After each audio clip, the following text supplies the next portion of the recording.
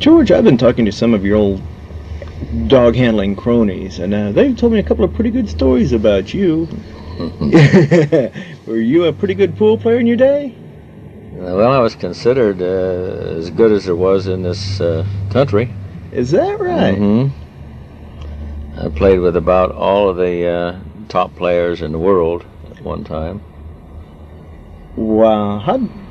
Is that just something you started out doing as a kid? Or? Yes. Well, I was more or less orphaned when I was quite young, and I lived on the streets, and so one of the few places that you could keep warm was in a place where you didn't have to spend any money, and pool rooms were one of those, and that's where I spent some time. I learned to play, and then the people played for money, and I learned to play a little better, and I won a lot of money, and I supported myself quite well, actually, and I was able to pay my own way through school, and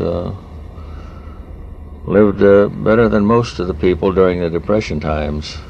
Is it playing pool? You played with Minnesota Fats and all those famous guys? Minnesota Fats was not the player that everybody thinks he was.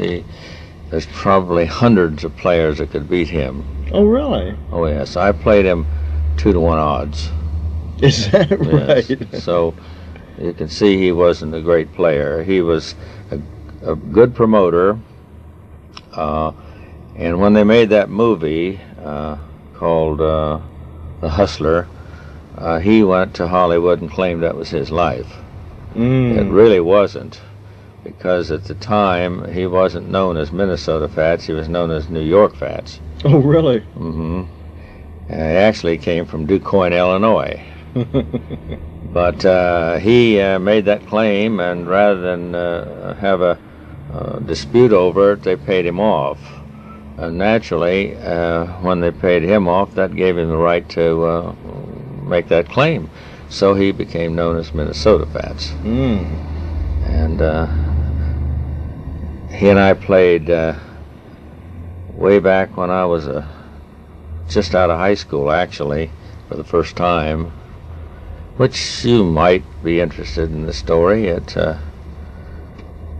He came into the town where I was, and I was cleaning the tables at this particular place, and I was the only one in there, except the owner. And he walked in, parking his LaSalle out in front of the place, and by a fire plug, by the way, and had a couple of blondes with him. And he came in, and he said, I understand this fella George can play pool. And he said, I'm looking for him. So I said, well, he doesn't come down until later in the afternoon, but I'll play you some till he gets here. He said, Sonny, you don't have enough money to play me. I said, wait just a moment, and I went next door. The man that owned the room, and he also was the bookie for that area, so he gave me a roll of bills about big enough to choke a horse. Yeah. I walked back and said, is this enough? And he said, that's enough. So we arranged to play a game that called 9-ball, which is a short game. And a good player can win in one turn. So he went out and got his folding stick and put it all together and so on. And he told me I could go ahead and break the balls, which I did, and I made one on the break, and I continued to run the rest of the balls until I made the 9, and he had his stick together. I broke him again, made one, and continued to run out. And he was asking for some talcum powder for his hands, so he was fixing that up. And I broke him again, run out, and he was fixing a tip on his stick and standing waiting. The 4th game, I run out again, and he was looking a little concerned. At the end of the 6th game, he was unscrewing his stick, and he never had a turn. Never went to the table. Now what year was this? Golly, this had to be way back, pardon me, in about 1937 or 38. Is that right? Yeah. Wow. And I had seen him many times since. Yeah. And played him a few times since, but I gave him odds last few times we Now, played. now, I'm not really up on this, so do I understand correctly that you gave Minnesota Fats odds when you played him? Oh, sure. 2-to-1 odds. Okay. Oh, yeah. He was not a top player. Moscone, Ponzi, Greenleaf, Karras, Procida, all those players were far, far way better than he. So, I've heard a couple of stories where in the old days you and another handler might be a little short of funds out of town, and you just went to the local pool hall and picked up a few bucks. Is that true? That's true. Yes. Yeah, we did that every once in a while. Yeah. Mm-hmm. You never got run out of town, did you? No, never got run out of town. We played in respectable places, and usually with people of some means. Yeah. You know, people have the stereotype of old dirty pool halls, and it's not. No, that's not always true. In fact, it's rarely true. Most of the places, especially these days, are frequented by a lot of women, and it's a first-class operation. Yeah. I owned a couple of rooms, and oh, you did? Mm-hmm. I had one here in Dayton and one in Springfield, Ohio, and they were very nice places. In fact, one was called the Q and Bridge Lounge. So we had bridge games and pool games in the same place. Well, it was a very, very well-respected place. Yeah. Yeah, we had lots of good players come into play. Somebody told me they watched you win a car in a pool game one night. Well, yes. In West Virginia, in Beckley, West Virginia, I won a new Roadmaster Buick. Is that right? And $6,600. In one evening? Oh, yeah. Oh, yes. Well, in Norfolk, I won $9,200 one day. Really? Uh-huh. And the best players in the world were there. I played, Luther Lassiter. I played him. He was world champion. Yeah. He and I played there. We played for $300 a game. So, ooh, now it's back in the days when $300 was. This was in '47. Yeah. I was on terminal leave from the Air Force, and so what had happened was a man that owned a gambling club down in Norfolk got involved in a game with a very good player, and didn't realize he was in over his head. He kept losing, raising, and they kept changing the odds until he lost $123,000. Good grief. And all the good players then all around the country heard about it, and they went to Norfolk. I bet. And the money became dispersed amongst all the good players, you see.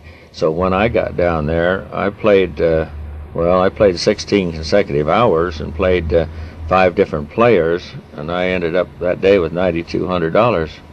Wow. And I played every good player there was. So I will say I played well. Yeah. Well, you've that's almost a trademark for you. Well, yeah, I'm pretty well known for it, but I don't play anymore because, first of all, I got a cataract developed in one eye and had an operation on it, and that changed the depth perception to the point where I considered myself a has-been, more or less, and the biggest sucker, that's a word that they use, is a has-been who won't believe it, you see.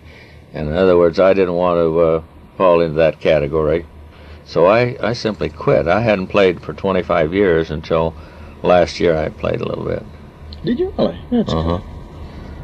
Yeah, but pool isn't, or even then wasn't your only interest. Is it true that you also made the Olympic diving team? Yes, but I didn't get to compete. Oh, well, I just picked up around the ring that... Yeah. I was swimming and diving both. For college or... No. This was... They had regattas around the country at the time, and we had one at Marietta, Ohio, and they had a lot of the top swimmers there for the event. And I was just a kid at the time, and I beat all the top college swimmers. Is that right? Yeah, and I got a lot of publicity out of it. Yeah? and that's when I got the invitation. So, but then I got hurt, and horsing around on a high board, and that's kids will do. Got hurt, and so I didn't get to compete. Oh boy! But that would have been the time when Hitler was giving the awards. Oh, the Berlin Olympics, and right, gosh, 36 or so. 36. You're right. You have it right. He refused to give the award to Jesse Owens. Yeah. Because he was black. So that was the time. George, just exactly when and how did you get started in purebred dogs? Well, when I came to Dayton, I could see that we were going to have a war, and I was married at the time, living in the country, and I thought I'd better get a dog to leave home to kind of watch things for me. So I bought a doe bitch, and well, I thought I'd get a good one while I was at it, and I got a pretty good one, good enough to make her championship. And then when I got in Air Force right away after that, and I started showing her, and she finished quite easily. I bred her, and I got a best in show dog out of that. Out of your first litter? First litter. And then while I was showing her, a lot of people would ask me about taking their dogs. The gas rationing was on at the time. So this is during World War II? During the World War. And people couldn't go to the show because they didn't have enough gasoline.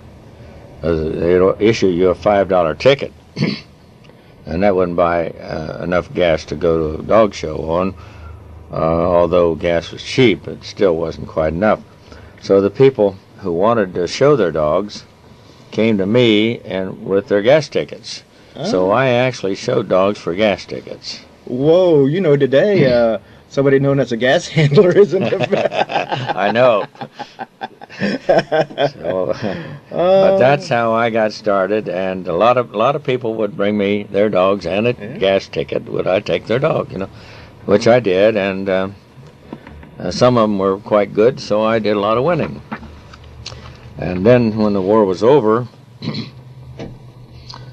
I applied for a license right before the war was over. Applied for a license because at that time you had to be licensed to charge. And I thought, well, I'll do this for a year or so, and because I enjoyed it. And at the end of the year, I had too much business, and I couldn't quit. So I never got out of it again. Is that right? So I had, a lot of opportunities that I could have been in other businesses, and probably would have made a little more money than I made in the dog business, but I would have had to work a little harder. And as far as I'm concerned, showing dogs is not work. Yeah. In fact, I've told many a person that if they can find a job that they enjoy doing, they don't ever have to work. And that's what I've been. I started out my life living on my wits, and I finished up that way, I guess. You're not quite done, I should say. But well, I'm down the line. So nearly 50 years as a handler. Yes, a little over, actually. Yeah, over 50 handling, but around 50 being licensed. Yeah. So I've been in it a long, long time. Yeah. How many best in show you suppose you've won? Golly, I have no idea. However, I have one in every group. Have you really? Well, yeah. What old breeds have you put vests on? Maybe that's a good question. Oh, I put breeds on boxers, dachshunds, Dalmatians, Weimaraners, Springers, Collies. So you have been an all-breed handler. Oh, yes. Yeah. Yeah. I get you so stereotyped. Boston Terriers. Huh. In fact, I have still have the record in Boston Terriers. At one time, I had about 75% of all the group wins in Boston Terriers. Really? Mm-hmm.